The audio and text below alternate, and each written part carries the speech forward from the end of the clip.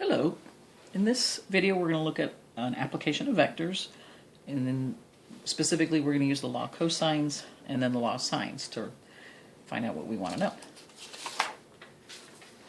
Alright, so in this example a barge runs aground outside of its channel, and a single tugboat is not enough, it's not strong enough to generate enough force to pull the barge off the sandbar. So a second tugboat comes to assist, and the first tugboat pulls with a force of 15,000 pounds, while the second tugboat pulls with a force of 18,000 pounds. The angle between the two tugboats is 20 degrees. What is the resultant force vector of the two tugboats, and what is its direction, meaning the resultant, relative to, we don't have one, let's say to the force of 15,000 pounds, let's say that. Okay. All right, so let's go ahead and draw a picture.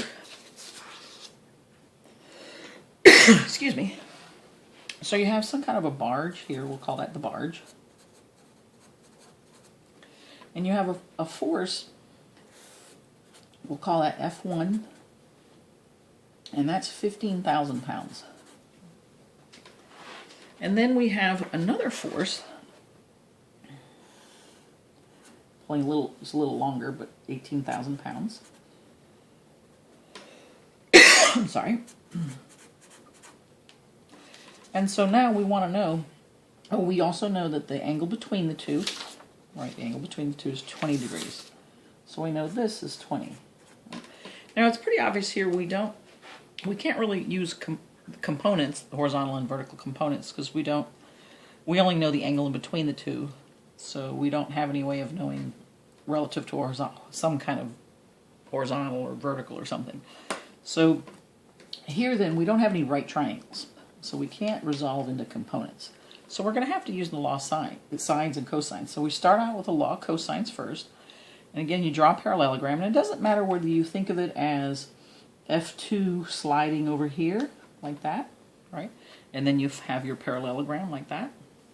Or if you think of it as F1 sliding on F2, like this, right? Creating the parallelogram like this. So however you want to think about it, I'll go ahead and slide F1 down here like here. So let's see how well I can try to keep this parallel. Right?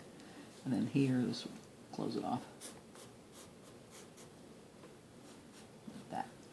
So if this is 18,000, this is 18,000, this is 15,000, this is 15,000, and the resultant is that diagonal, right? The diagonal from here to here. That's the resultant. Now, we need to find the angle across from the resultant so that we can use the law of cosines. And again, there's a couple different ways you can do that. You can say, well, if I extend this line here, and if this is 20, right, if this right here is 20, that means this right here is also 20. And I have a horizontal line here, though, so this is 180 degrees, so 180 minus 20 is 160. Right? That's one way of doing it. Or you could say, I know that all four angles must add up to 360.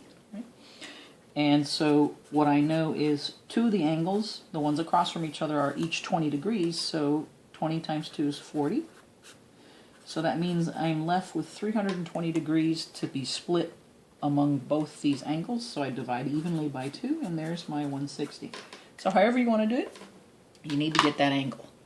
But now that you have that angle, you can say, well, r squared, using the law of cosines, r squared is equal to this squared plus that squared minus 2 times this, that cosine of 160, right? So you're going to say r squared is 18,000 squared plus 15,000 squared minus 2 times 18,000 times 15,000 cosine of 160.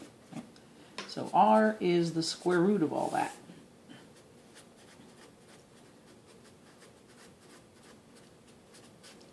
It's a lot to write, but really when you do these problems you get used to just immediately jumping to this second line.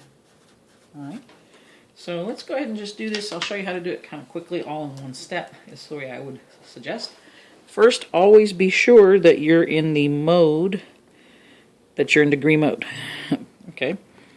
Then, what you want to do is do square root, right? And then put it in all at once. 18,000 squared. And by the way, your square button is right there. Okay. So 18,000 squared plus 15,000 squared minus 2 times 18,000 times 15,000 cosine of 160. All right, let's see if we can get that to go into, there it is, okay? Focus. 32,503, if we will, okay? So we get that R is approximately 32,503 is the force, and this is being measured in pounds. Okay. So now I know this. Okay. Now the second part of the question, which I had to write in, is what is the resultant force, the vector? We found that. That's the 32,503.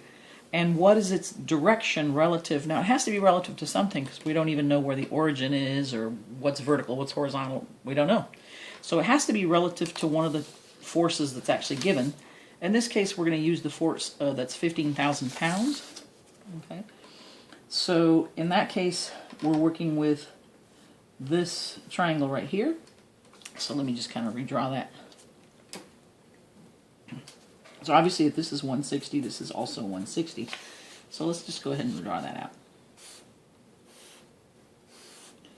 So we know this is 32,503. We know this is 15,000. We know this is 18,000. And this is 160. And we want to know what is this resultant relative to the 15,000. So what is, for example, theta? All right. So we could use, let's see, could we use law of cosines? We could. We could say this squared is equal to that squared plus that squared minus 2 that cosine of theta. You could do that. I'm going to go ahead and use law of sines. I'm going to say that theta forms the side that is 18,000, has a force of 18,000 pounds. So sine of theta is to 18,000 as sine of 160 is to 32,503. Okay, and then so sine of theta is 18,000, sine of 160, all over 32,503. And let's take a look at what that'll give me. So I'll have 18,000, sine of 160. And let me just mention here, when you're putting this in your calculator, be sure that you close this parentheses. Okay, I wish this would go into focus. Okay, be sure you close that, because if you don't, then when I press divided by and then the 32,503, you'll have sine of 160 divided by 32,503 instead of taking the sine of 160 and then finishing that and then dividing everything by 32,503. All right, so I get 0.1894 blah, blah, blah, and now I want to do inverse sine of that angle. So I get 10.9, let's say 2 degrees. All right, so let's write this out. So sine of theta is 0.1894, let's say 1. And then theta is 10.92 degrees. Okay. All right. Of course, if you wanted to do the other angle, like if you wanted to find the angle of the resultant relative to F2, you could just set up same kind of thing. Well, in this case, we know it's 20 minus whatever we got, 10.92.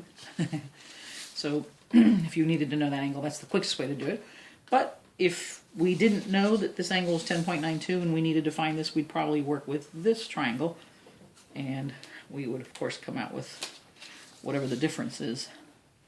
All right, so we'd have 20 degrees minus 10.92, you know, just a little under 10, right? We'd get exactly 9.08. All right, so that would be this right here, 9.08 degrees, and then here 10.92. So I think we figured out everything we could on this. Thanks so much for listening.